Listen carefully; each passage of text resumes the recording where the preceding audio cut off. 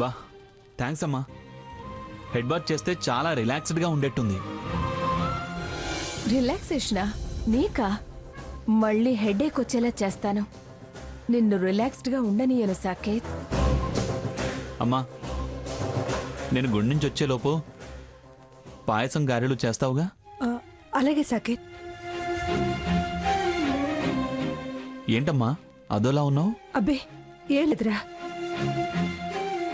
గుడికి నీకై నువ్వు వెళ్ళొస్తానంటావు. ఆశ్చర్యంగా ఉంది. నీలో ఎంత మార్పు వచ్చింది అన్న ఆనందం. స్వర్ణ నన్ను అంగీకరిస్తే ఇంకా ఇంకా మనం ఆనందంగా ఉండొచ్చమ్మా. కానీ నాకు ఆ అదృష్టం వచ్చేలా లేదమ్మా. అన్ని సమస్యలు సర్దుకుంటాయి. నువ్వు స్నానం చేసి గుడికి వెళ్ళరా. నేను ఈ లోపు నువ్వు అడిగిన వంటలన్నీ రెడీ చేసి పెడతాను. అలాగే అమ్మా.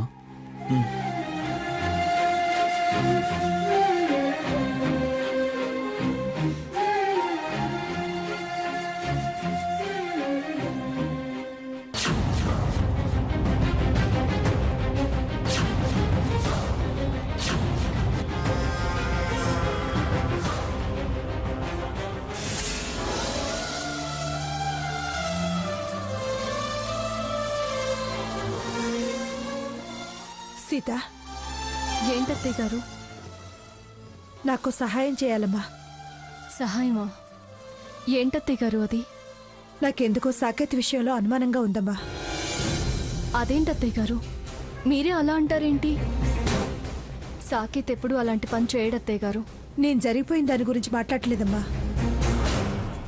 ఏం జరుగుతుందనని భయపడుతున్నాను. అంత భయపడాల్సిన పనేం లేదత్తయ్య గారు. స్వర్ణ ఖచ్చితంగా సాకేత్ని అర్థం చేసుకుంటుంది.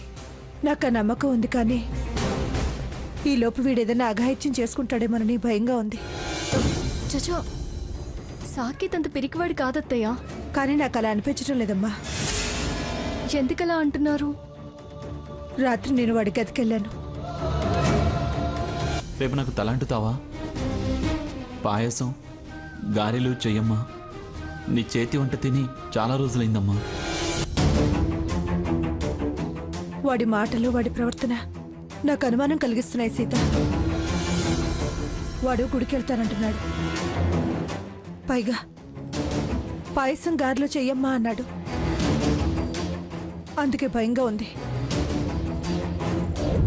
కాస్త నువ్వు రఘురాం వాడికి తెలియకుండా వాడి వెనకాలే గుడికి వెళ్ళి కాస్త కనిపెట్టుకుని ఉంటారా? ప్లీజ్ సీత.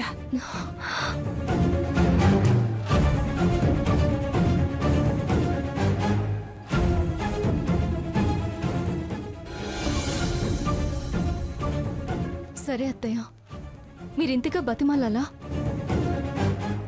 తను అలాంటి నిర్ణయం తీసుకుంటే అన్యాయం అయిపోయేది నా చెల్లెలేగా. మేము తప్పకుండా వెళ్తాం. చాలా థ్యాంక్స్ సీత. మనలో మనకి థ్యాంక్స్ లేండి అత్తయ్య గారు. మీరు ధైర్యంగా ఉండండి. సాకేత్ వెనక మేమున్నాము. రఘు, మేము వెళ్ళొస్తాం అత్తయ్య. జాగ్రత్తమ్మా.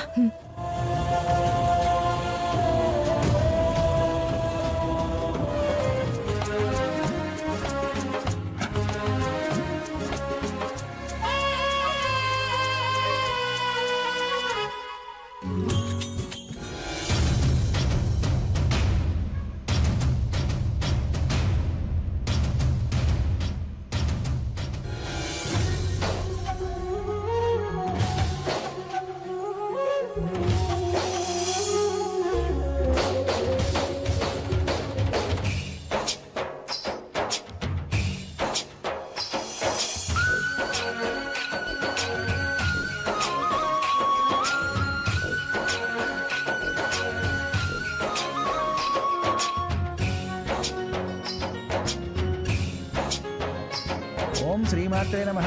శ్రీమాత శ్రీమహారాజ్ఞి శ్రీమత్సింహాసనేశ్వరి.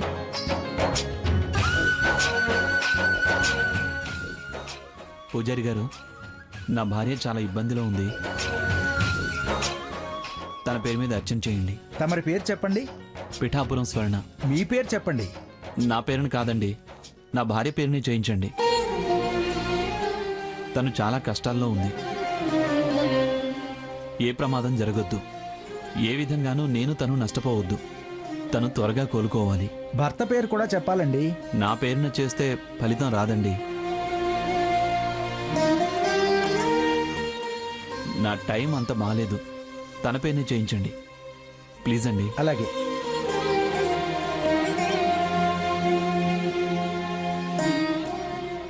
అమ్మా తల్లి, స్వర్ణకి నా మీద కోపం తగ్గకపోయినా పర్వాలేదు, కానీ తను క్షేమంగా ఉండాలి. ఆరోగ్యం త్వరగా కుదుటపడాలి. తనకి, తన కడుపులో పెరిగే బిడ్డకి ఏం కాకుండా కాపాడు. తొలిసారి నాకు నేను ఒంటరిగా నా బాధంతా నీతో చెప్పుకొని చేసిన తప్పులకి క్షమాపణలు చెప్పుకోవడానికి వచ్చాను.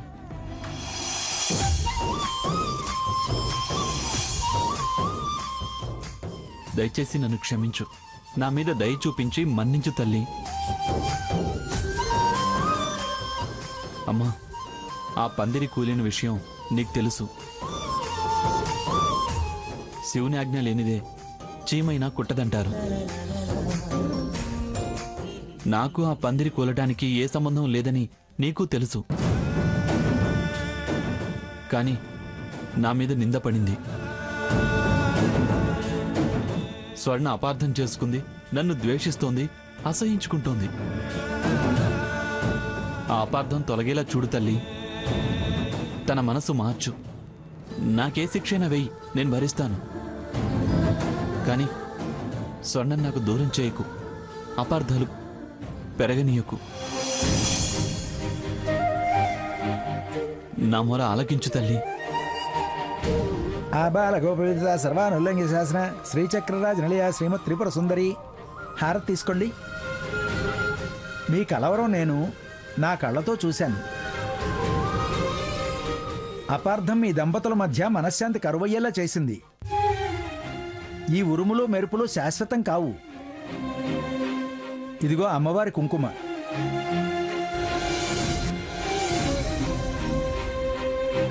మీ భార్య నుదుటికి పెట్టండి. అలాగే పంతులు గారు. ఇష్టకామ్యార్థ సిద్ధిరస్తు మనోవాంఛా ఫల సిద్ధిరస్తు.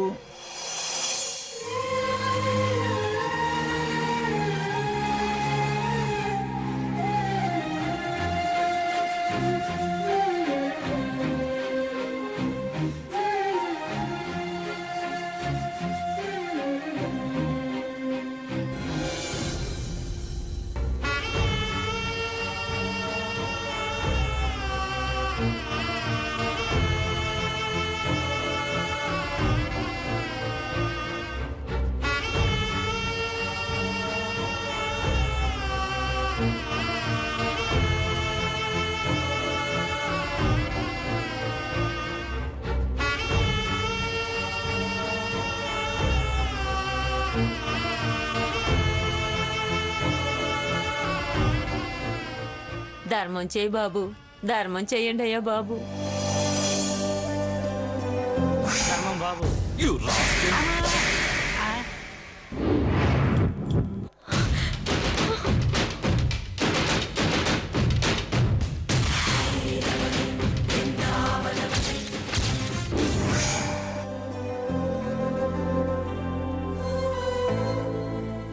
నువ్వు చల్లగా ఉండాలి దోరా.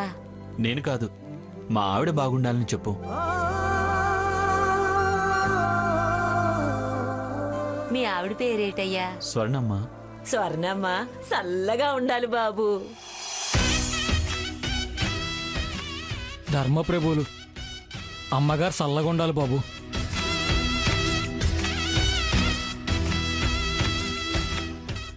దొరవారు దొరసాని గారు చల్లగా ఉండాలి బాబు.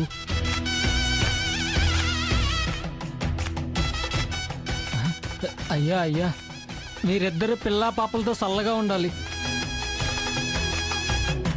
రఘు, సాకేత్ పూర్తిగా మారిపోయాడు. అనుమానం ఏం లేదు. అవును సీత, బయట ఏ నాటకం ఆడినా గుళ్ళో దైవం ముందు మాత్రం అబద్ధాలు ఆడుడుగా. అతనిలో ఇంత మార్పు రావడం నాకు చాలా ఆనందంగా ఉంది.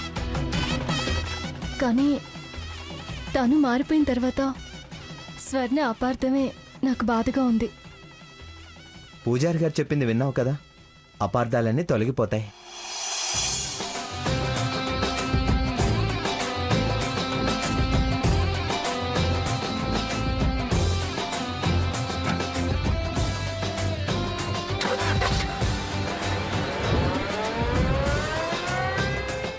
అపార్థాలు తొలగి స్వర్ణ సాకేత్ని అర్థం చేసుకుంటే ఇక మన ఇంట్లో అన్ని సంతోషాలే రఘు. నీ కోరిక నెరవేరుతుంది సీత. ఆ దేవుళ్ళు కూడా మంచోళ్లకు మంచే చేస్తారు. పరీక్షలు కష్టాలు వాళ్ళ మీద విశ్వాసం పెరగడానికే. సాకేత్ లాంటి వాడు దేవుళ్ళ దగ్గరికి రావడం అంటే అదే. పద వెళ్దాం.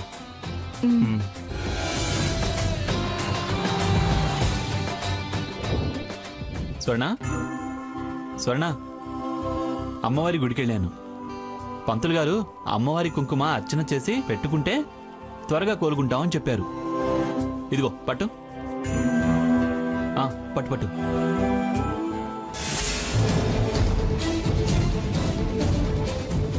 స్వర్ణ,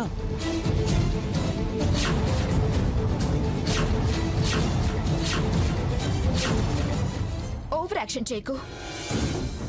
మందు బిల్లలు, అమ్మవారి కుంకుమ అంటూ నా గదికి ఎందుకు వస్తున్నావో నేను అర్థం చేసుకోగలను.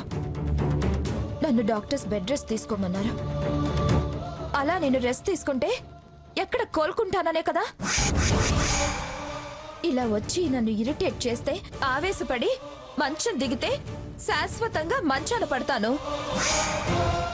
అప్పుడు హాయిగా దాంతో కులకచ్చనేగా ఇలా డ్రామాలు ఆడుతున్నా. నిన్నే చెప్పానుగా నా ఎదుట పడకు, నాకు అసహ్యం వేస్తుందని. వినపడలేదా? వినిపించుకోవా? మారాను, మంచి మనిషిని అయ్యాను అని దీర్ఘాలు తీస్తున్నావుగా. మంచి మనిషి అయితే ఒక్క మాట చాలు అంటారు, లేదా? స్వర్ణ, ఏమైంది? స్వర్ణ, ఎందుకు అలా మాట్లాడతావు? ఇంకెలా మాట్లాడుతుందిరా?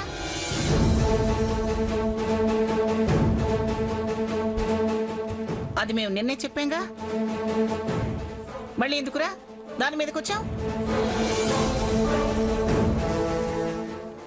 కాస్త కాకపోయినా కాస్తైనా బుద్ధి ఉండాలిరా. నీ ప్రవర్తన చూస్తుంటే నీ కడుపులో ఏదో పెట్టుకుని దాన్ని రెచ్చగొట్టాలని చూస్తున్నట్టుంది. గ్రానీ, ఏమిట్రా చెప్పింది తలకెక్కించుకోకుండా గ్రానీ అంటావు? మీరు చెప్పింది తలకెక్కించుకోవడం కాదు, కాస్త నన్ను కూడా చెప్పనివ్వండి. ఏమిట్రా చెప్పనిచ్చేది? ఏమిటి చెప్పనిచ్చేది? దాని పరిస్థితి నీకు తెలుసు. దానికి నీ మీద ఉన్న అభిప్రాయమూ తెలుసు.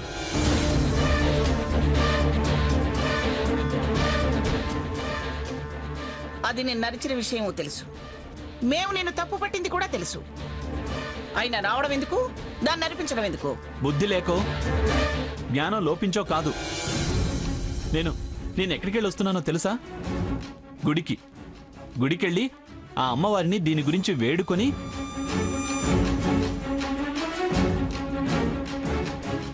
త్వరగా కోలుకునేటట్టు చేయమని అర్చన చేయించి ఆశీర్వదించి ఇచ్చిన కుంకుమ పట్టుకొచ్చా. భర్తగా ఆ కుంకుమ దాన్ని నుదుటను పెడదామని వచ్చా. అది తప్ప?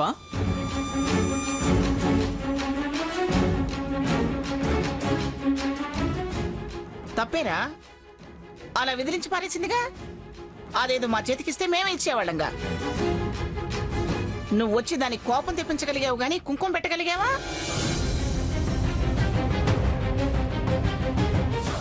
మంగా, వాడేదో తనకు తానుగా తన భార్య నుదుట కుంకుమ దిద్దాలనుకున్నాడు.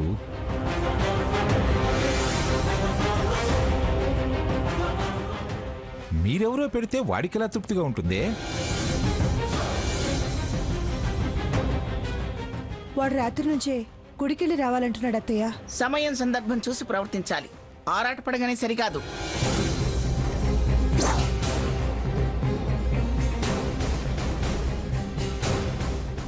ఇప్పుడేం తృప్తి మిగిలింది? అరచిదానికి నీరసం, బెడిసిబెడికి మనస్తాపం. అందుకని ఏం పట్టించుకోకుండా తన నమ్మకాన్ని గెలుచుకోవటం కోసం ఏ ప్రయత్నం చేయకుండా దూరంగా తిరగమంటావా? అలా తిరిగితే పడ్డదాన్ని ఎలాగూ మంచాన పడ్డానని హాయిగా ఆనందంగా తిరుగుతున్నాడు అంటుంది. అంటుందిరా, అంటే పడాలి. అసలు దీనంతటికి కారణం నువ్వు కాదా? తప్పు చేసిన వాళ్లే శిక్ష అనుభవించాలి.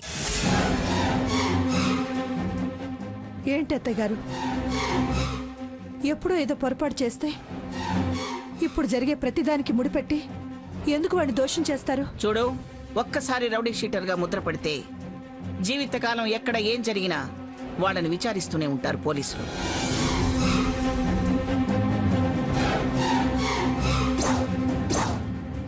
అలాగే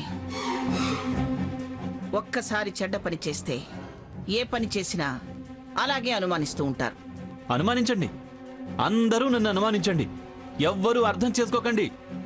నా కర్మ కాలిందాకా నన్ను అనుమానిస్తూనే ఉండండి.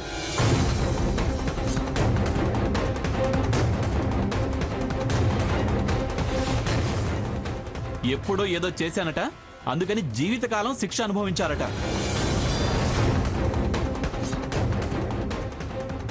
అపార్థం చేసుకున్న దాన్ని నమ్ముతున్నారే కానీ నన్ను, నా మార్పుని ఎవ్వరూ విశ్వాసంలోకి తీసుకోవడం లేదు.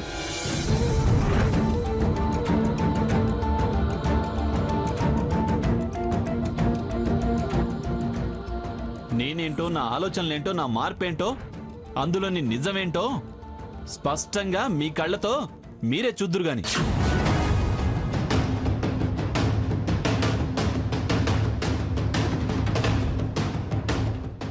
నాకు దాని మీద ప్రేమ ఉందో లేదో, నా మనసులో ఎంత ఆరాటం ఉందో, నా తపనేంటో కళ్ళారా చూపిస్తానుండండి. ఎక్కడికి రా? దూరం దూరంగా తప్పుకొని ఎందుకు తిరగలేకపోతున్నానో, నాకు స్వర్ణ మీద ఎంత ప్రేమ ఉందో చూపించడానికి చూదురుగానుండండి.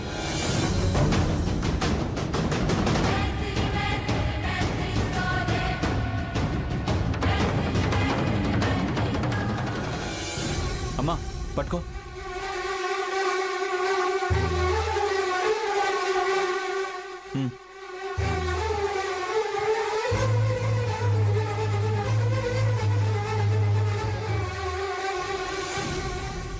అమ్మా ఇవి ఎక్కడ పెట్టు. ఇవిగమ్మా, ఇవి తీసుకో.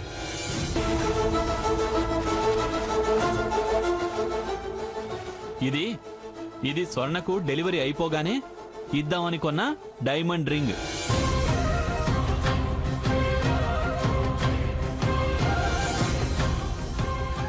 చూడు చూడు గ్రాని,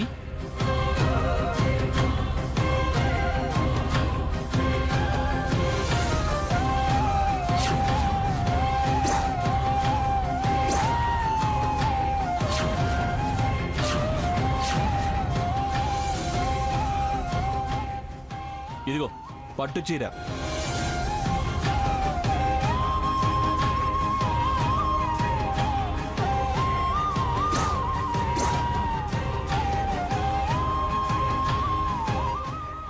చూసావా?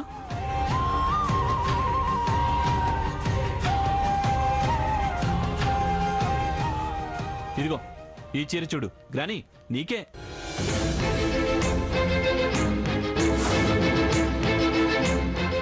అమ్మా ఇది నీకు. వదినా ఇదేమో నీకు.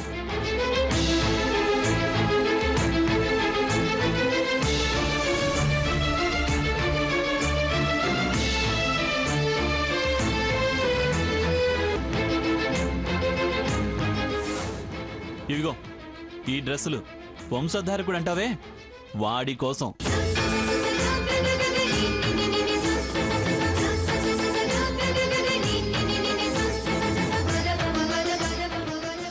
ఓ రోజు ఆడిన బొమ్మతో ఇంకో రోజు ఆడొద్దని చూడు చూడు ఎన్ని బొమ్మలు కొనుక్కొచ్చానో చూడు.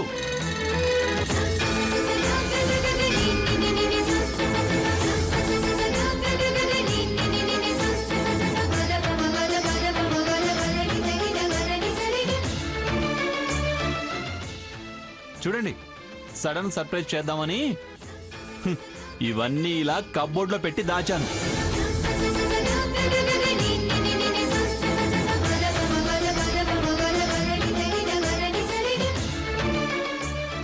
ఇదంతా మార్పేగా.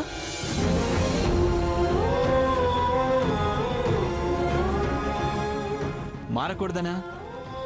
మనిషి చేశానా రాక్షసుడిగా చేశానా